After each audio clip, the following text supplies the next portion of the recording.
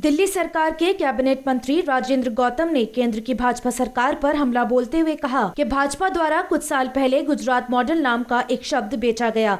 देश के बड़े बड़े मीडिया हाउस और इंडस्ट्रियल्स खरीदकर एक ऐसा माहौल पैदा कर दिया जिससे भाजपा की सरकार केंद्र में आई, जिसके बाद इन्होंने बड़े बड़े वादे किए। इसके बाद प्रधानमंत्री और यूपी के मुख्यमंत्री योगी चंद जाति के होकर रह गए। केजरीवाल के मंत्री ने योगी सरकार को घेरते हुए कहा कि यहाँ पर कोई सुरक्षित नहीं है और तो और यहाँ तो ब्राह्मण तक सुरक्षित नहीं, यहाँ पर जंगल राज चल रहा है, यहाँ पर जाति पूछ पूछ कर हत्याएं हो रही हैं। कल 25 दिसंबर को किसानों के खाते में पहुंचने वाले 18,000 करोड़ रुपए पर पूछे गए सवाल पर बोले कि मैं सिर्फ एक बात कहना चाहता हूं कि प्रधानमंत्री जी किसानों को खरीदने की कोशिश ना करें, समस्याओं को दूर करें। ये जो भाजपा की सरकार है ये दमनकारी सरकार है जिसने अंग्रेजों को भी पीछे छोड़ दिया है। उस समय अंग्रेज दमन करते थे लेकिन इस समय अपने लोग दमन कर रहे हैं। अगर भारत के स्वतंत्रता संग्राम सेनानियों को ये पता होता कि ऐसी सरकारें आएंगी और अगर वो आज जिंदा होते तो शायद रो रहे होते। दरअसल वो हरियाणा में 13 किसानों पर हत्या के मुकदमे दर्ज किए जाने पर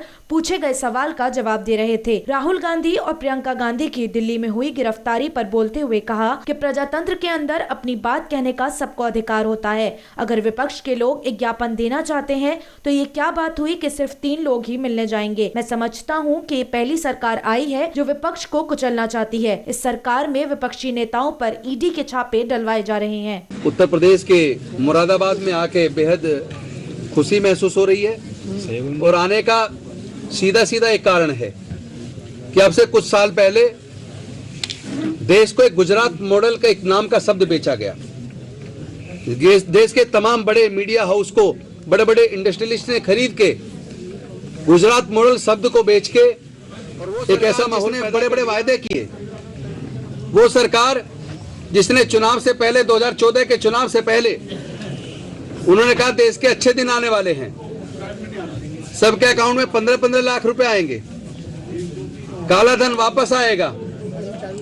वो सरकार जिसने कहा 2 करोड़ रोजगार की मुझे रेलवे से सबसे ज्यादा प्यार है और रेलवे कभी बिकेगी नहीं, ये सब गप है, झूठ है। ये वीडियो आपने देखे होंगे प्रधानमंत्री जी के। आज भारतीय रेलवे धीरे धीरे बिक रहा है, प्राइवेट ट्रेनें आ गई हैं, स्टेशंस बिक रहे हैं, एयरपोर्ट्स बिक रहे हैं और जो बड़े बड़े संसाधन भारत सरकार की नवरत्न कंपनियां जो भारत सरकार को हजारों करोड़ का मुनाफा हर साल कमा के देती थी, आज वो सारी की सारी कंपनियां धीरे धीरे जब से भारतीय जनता पार्टी की सरकार आई है वो घाटे में। महिला सुरक्षित है ना, यहाँ दलित सुरक्षित है ना, पिछड़ा वर्ग सुरक्षित है ना, अल्पसंख्यक सुरक्षित है और तो यहाँ तो ब्राह्मण भी सुरक्षित नहीं है। और ब्राह्मण तो छोड़िए, यहाँ उत्तर प्रदेश की पुलिस भी सुरक्षित, उनको प्रमा फैसे सारे प्रूफ मिले हैं तभी तो उन्होंने चार्जशीट दाखिल की है, तभी तो चार्जशीट को कोर्ट ने स्वीकार किया है।